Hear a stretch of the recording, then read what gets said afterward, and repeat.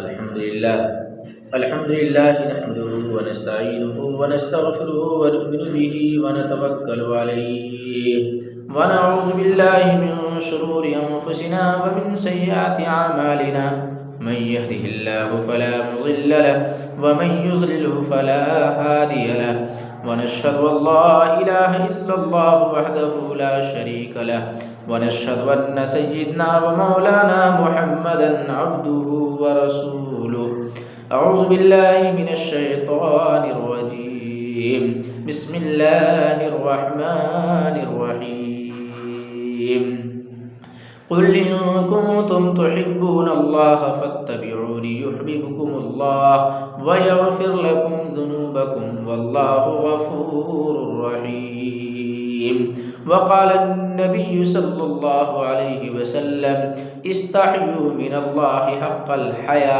औ कमा क़ाल अलैहिस्सलातु वस्सलाम। जब सर में हवाएं ताअत थीं सरसब्ज शजर उम्मीद का था। जब सर में हवाएं ताअत थी सरसब्ज शजर उम्मीद का था। जब सरसर ऐसियाँ चलने लगी इस पेड़ ने फलना छोड़ दिया। अल्लाह की राह अब भी हैं खुली, आसार व निशान सब कायम हैं। अल्लाह के बंदों ने लेकिन इस राह पे चलना छोड़ दिया। बिरादरान कौम मिल्लत, इस दौरे पुरफितने के अंदर जहाँ हमारे और आपके इर्द गिर्द बेशुमार बुराइयाँ फैली हुई हैं, ऐसे में तमाम लोगों की ख्वाहिश है कि हमारे मोहल्ले से, हमारे माशरे से बुराइयाँ ख़त्म हो जाएं। लेकिन बुराइयों को ख़त्म करने के लिए बुनियादी शर्त है एहसास का पैदा होना। जब किसी कौम के अंदर एहसास पैदा हो जाता है तो वो कौम कुछ भी करने के लिए तैयार हो जाती है। एहसास का पैदा हो जाना, फिर जब एहसास पैदा होता है तो ये एहसास बहुत कीमती चीज़ बन जाता है। एहसास नदामत, जब एहसास नदामत इंसान के अंदर पैदा हो जाता है तो इंसान एहसास नदामत के साथ अपने रब के सामने तौबा करता है, माफ़ी मांगता है। मेरे मौला मैं गुनाहगार हूँ, ख़ताकार हूँ, सियाहकार हूँ। मेरे मौला मैं अज़्म मुसम्मम करता हूँ कि अब तक जो हुआ सो हुआ, आइंदा ऐसा नहीं होगा। तो अल्लाह तबारक व तआला उस कौम को माफ़ फरमा देते हैं। अल्लाह तबारक व तआला इंसान की तवज्जो को देखता है, तड़प को देखता है, लगन को देखता है कि बंदा किस तवज्जो के साथ, किस तड़प के साथ, किस लगन के साथ अपने रब से मांग रहा है। जब बंदा तवज्जो के साथ, एहसास नदामत के साथ अपने रब से माफ़ी मांगता है, तौबा करता है, तो फिर अल्लाह तबारक व तआला की रहमत जोश में आती है और फिर उस कौम मिल्लत को खुदा की रहमत ढांप लेती है। आइए, जब मक्का वालों ने एहसास नदामत के साथ तौबा किया तो अल्लाह तबारक व तआला ने मक्का को तमाम बुराइयों और खुराफात से कैसे पाक कर दिया। आका मदनी जनाब मोहम्मद रसूलुल्लाह सल्लल्लाहु अलैहि वसल्लम की बेइज्जत जिस माहौल माशरे के अंदर हुआ वो मक्का का माहौल माशरा था। मुअर्रिखों ने लिखा है कि जब जनाब रसूलुल्लाह सल्लल्लाहु अलैहि वसल्लम की बेइज्जत हुई तो उस वक्त मक्का के अंदर पूरी दुनिया में ऐसी कोई खराबी और बुराई नहीं है जो मक्का वालों के अंदर ना हो। पूरा मक्का बुराई से भरा हुआ था। लेकिन जब आका मदनी जनाब मोहम्मद रसूलुल्लाह सल्लल्लाहु अलैहि वसल्लम तशरीफ़ लाए तो अल्लाह तबारक व तआला ने सबसे पहले जिस बुराई को ख़त्म करने का हुक्म दिया कि आप जानते हैं, बावजूद इसके कि उस वक्त मक्का के अंदर कत्ल व गारतगिरी, शराब नोशी, जुआ, बच्चियों को ज़िंदा दफन करना, ये कोई बड़ी खराबी और बुराई मक्का वाले नहीं शुमार करते थे। मक्का वालों के नज़दीक ये बड़ी बुराई नहीं थी। बच्चियों को ज़िंदा दफन कर देना, शराब पीना, जुआ खेलना, कत्ल गारतगिरी करना, बात बात पे साल हाँ साल झगड़े और लड़ाई करते रहना, ये मक्का वालों के नज़दीक कोई ऐब की बात नहीं थी।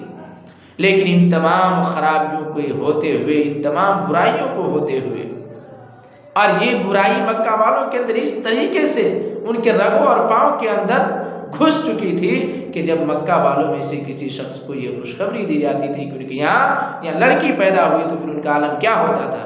कुरान ने नक्शा खींचा है, वइज़ा बुश्शिरा अहदुहुम बिल उन्सा ज़ल्ल वजहुहु मुस्वद्दन व हुवा कज़ीम। जब मक्का वालों को ये खुशखबरी दी जाती थी कि उनके यहाँ लड़की पैदा हुई है तो उनका चेहरा मारे शर्म के सियाह हो जाता था, मारे गज़ब के, मारे गुस्सा के ऐसा लगता था कि वो अपने आप को मिटा देगा। फिर वो अपनी बच्ची को जिंदा दरगोर कर दिया करता था। ऐसे माहौल माशरे के अंदर अल्लाह तबारक व तआला ने जिस बुराई को सबसे पहले ख़त्म करने का हुक्म दिया, आप जानते हैं कि वो कौन सी बुराई है? अल्लाह तबारक व तआला ने जो सबसे पहली वही अपने हबीब जनाब मोहम्मद रसूलुल्लाह सल्लल्लाहु अलैहि वसल्लम के ऊपर भेजा, वह इक़रा बिस्मि रब्बिकल लज़ी खलक़। गारे हिरा में हज़रत जिब्रील अमीन सबसे पहली वही लेकर के जो आए वह इक़रा बिस्मि रब्बिकल लज़ी खलक़। ऐ नबी पढ़िए। आप सल्लल्लाहु अलैहि वसल्लम ने फरमाया माना बिकारी, मैं पढ़ना नहीं जानता हूँ। फरमाया इक़रा पढ़िए। आपने फरमाया माना बिकारी, मैं पढ़ना नहीं जानता हूँ। फिर फरमाया इक़रा बिस्मि रब्बिकल लज़ी खलक़। आप अपने रब का नाम लेकर पढ़िए। आप सल्लल्लाहु अलैहि वसल्लम ने अपने रब का नाम लेकर पढ़ना शुरू किया, पढ़ते चले गए। पता चला कि अगर अल्लाह तबारक व तआला के नज़दीक सबसे बड़ी खराबी और बुराई शराब का पीना होता, बच्चियों को जिंदा दफन करना होता, कत्ल व गारत गिरी होती, तो अल्लाह तबारक व तआला के ऊपर फ़र्ज़ बनता था कि वो सबसे पहले अपने हबीब जनाब मोहम्मद रसूलुल्लाह सल्लल्लाहु अलैहि वसल्लम से कहते कि नबी आप मक्का वालों से कहिए कि वो शराब पीना बंद करें, बच्चियों को जिंदा दफन करना बंद करें, कत्ल व गारत गिरी करना बंद करें। लेकिन जिस बुराई की तरफ सबसे पहले, जिस खराबी की तरफ इशारा किया गया वो इक़रा पढ़िए, पढ़ने के मुताल्लिक हुक्म दिया। पता चला कि कौम मिल्लत के लिए, किसी भी फ़र्द के लिए सबसे बड़ी खराबी, सबसे बड़ी बुराई ये है कि इंसान जाहिल रह जाए, अनपढ़ रह जाए, ना ख़ानदार रह जाए। कौम मिल्लत का कोई भी फ़र्द अनपढ़ जाहिल रह जाए, जहालत सबसे बड़ी बुराई और ख़राबी की बात। चूँकि जब फ़र्द पढ़ेगा, मुआशरे के लोग पढ़ेंगे, समाज सोसाइटी के लोग पढ़ेंगे, तो फिर उस मोहल्ले और मुआशरे से धीरे धीरे तमाम की तमाम बुराई ख़त्म हो जाएगी। क्योंकि रोशनी और अंधेरा एक जगह नहीं रह सकता, और इल्म रोशनी है। जब इंसानों के अंदर इल्म आएगा, मुआशरा पढ़ेगा, तो फिर अंधेरा को ख़त्म होना है। फिर अल्लाह तबारक व तआला ने इरशाद फरमाया वल्लाहु खलक़कुम वमा तालमून। अल्लाह ने तुमको भी पैदा किया और उस चीज़ को भी पैदा किया जो तुम करते हो। पता चला कि अल्लाह तबारक व तआला खालिक हैं, पैदा करने वाले हैं। अल्लाह ये उसके कामिलियत की दलील है, और बंदा कासिब है, यानी हासिल करने वाला है। बंदा हासिल करता है, कसब करता है।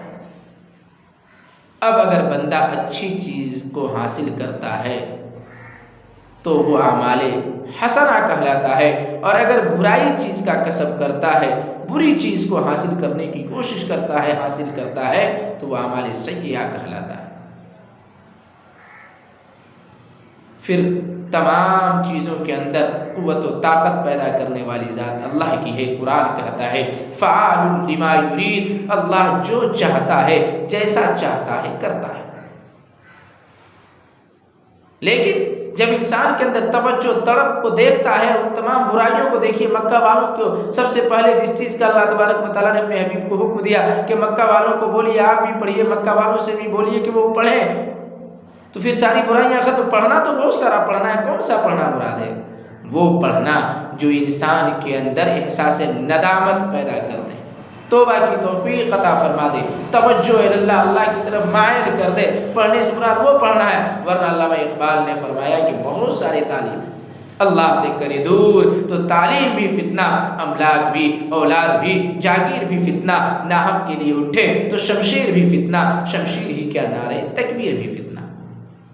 अकबर इलाहाबादी ने कहा तुम शौक़ से कॉलेज में फलो, पार्क में फूलो, जायज़ गुबारों की तरह चरख पे झूलो, बस एक सुखन बंदे आजिज़ का रहे याद, अल्लाह को और अपनी हकीकत को न भूलो। कि इंसान दुनिया में कहीं चला जाए, कई तरह के उलूम व फ़नून हासिल क्यों न कर ले, लेकिन अपनी हकीकत को न भूले, अल्लाह को ना भूले और अपनी हकीकत को ना भूले कि अल्लाह तबारक व तआला ने उसे पैदा किया है। मकसद तख्लीक को ना भूले कि अल्लाह तबारक व तआला ने उसे क्यों पैदा किया है। जब एहसास नदामत, इंसान के अंदर जाग जाए और फिर इंसान एहसास नदामत के साथ अल्लाह से मांगे तो अल्लाह तबारक व तआला उसको नवाज देता है बगैर खुदा के हुक्म के। फ़ाअलुल लिमा युरीद, अल्लाह जो चाहता है करता है। न तो छुरी काट सकती है न आग जला सकती है। जैसा कि हज़रत इब्राहीम को आग के अंगारों के अंदर डाला गया, लेकिन तारीख शाहिद है कि आग ने कुछ नहीं बिगाड़ा। हज़रत इब्राहीम ने इस्माइल के गर्दन पे छुरी चलाई, लेकिन छुरी हज़रत इस्माइल के बाल को भी नहीं काट सकी। तो पता चला कि कुव्वत व ताकत देने वाली ज़ात अल्लाह की है। आँख देखती है, ज़बान बोलती है, नाक सूंघती है, इन तमाम के अंदर कुव्वत व ताकत देने वाला कौन है? रूह कल्ब के रास्ते, आँख रूह के रास्ते से देखती है, ज़बान रूह के रास्ते से बोलती है, नाक रूह के रास्ते से सूंघती है। लेकिन जब अल्लाह तबारक व तआला इंसान के जिस्म से रूह को अलग कर देता है तो वही इंसान मर जाता है। फिर न इंसान की आँखें देखती हैं, न उसकी ज़बान बोलती है, न उसकी नाक सूंघती है, न उनके हाथ किसी चीज़ को उठाने और बैठाने के लायक रह जाता है, न इंसान चलने फिरने के लायक रह जाता है। अलगर्ज तमाम चीज़ों के अंदर क़ुव्वत व ताकत पैदा करने वाली ज़ात वो अल्लाह तबारक व तआला की ज़ात है। हज़रत अनस के वाक़या मैं आपको सुनाता हूँ। जब अल्लाह तबारक व तआला से बंदा मांगता है, जब उसके अंदर तलब व जुस्तजू पैदा हो जाता है तो अल्लाह तबारक व तआला कैसे नवाजते हैं। हज़रत अनस को अल्लाह तबारक व तआला, हज़रत अनस को उनकी अम्मी जनाब रसूलुल्लाह सल्लल्लाहु अलैहि वसल्लम की खिदमत में 8 साल की उम्र में लेकर के आई। कितने साल की उम्र में? 8 साल की उम्र में लेकर के आई और फरमाया, या रसूलुल्लाह सल्लल्लाहु अलैहि वसल्लम, आप इसको अपनी खिदमत के लिए कबूल फरमा लीजिए, इसके लिए दुआ फरमा दीजिए। जनाब रसूलुल्लाह सल्लल्लाहु अलैहि वसल्लम ने हज़रत अनस के लिए 4 दुआएं फरमाई। नंबर 1, अल्लाहुम्मा बारिक लहुम फी उम्री, अल्लाहुम्मा बारिक लहुम फी औलादी, अल्लाहुम्मा बारिक लहुम फी रिज़्क़ी, अल्लाहुम्मा अग़फ़िर लहुम। ऐ अल्लाह, तू अनस की उम्र के अंदर बरकत अता फरमा। ऐ अल्लाह, अनस की औलाद में बरकत अता फरमा। ऐ अल्लाह, अनस के रिज़्क़ में बरकत अता फरमा। ऐ अल्लाह, अनस को माफ़ कर दे। हज़रत अनस इस हदीस के खुद रावी हैं, वो फरमाते हैं कि पहली दुआ जो रसूलुल्लाह सल्लल्लाहु अलैहि वसल्लम ने की कि अल्लाह अनस की उम्र में बरकत अता फरमा। मेरी उम्र इतनी लंबी हुई कि मैं अपनी उम्र से आजिज़ आ गया, मैं ज़िंदगी जीते जीते थक गया। दूसरी दुआ कि अल्लाह अनस की औलाद में बरकत अता फरमा। तो वो फरमाते हैं, दफनतु अन अबनाई मिअतन इल्ला इज़्ने, कि मैंने अपने बेटे पोतों में से 2 कम 98 को दफन किया। बताइए कितनी लंबी उम्र और कितनी औलाद अल्लाह तबारक व तआला ने उनको अता फरमाई कि कहते मैंने अपने बेटे और पोतों में से 2 कसों में से 2 कम यानी 98 को दफन किया। तीसरी दुआ कि अल्लाह अनस की रिज़्क़ में बरकत अता फरमा। साल में लोगों की खजूर 1 दफ़ा फलती थी और जो मेरी खजूर साल में 2 दफ़ा फला करती थी। मैं साल में 2 दफ़ा खजूर को काटता था। बताइए अल्लाह तबारक व तआला ने उनके रिज़्क़ के अंदर कितनी बरकत अता फरमाई। जब ये 3 दुआ कबूल हो गई तो हज़रत अनस फरमाते हैं कि मुझे उम्मीद है कि मरने के बाद अल्लाह तबारक व तआला मेरी मग़फ़िरत फरमा देगा। तो जब किसी कौम के अंदर, किसी शख्स के अंदर तलब, जुस्तजू, तवज्जो, तड़प पैदा हो जाता है तो अल्लाह तबारक व तआला उस कौम को ज़रूर भी ज़रूर नवाज देते हैं। फिर उस कौम को अल्लाह तबारक व तआला तौबा की तौफ़ीक़ नसीब फरमा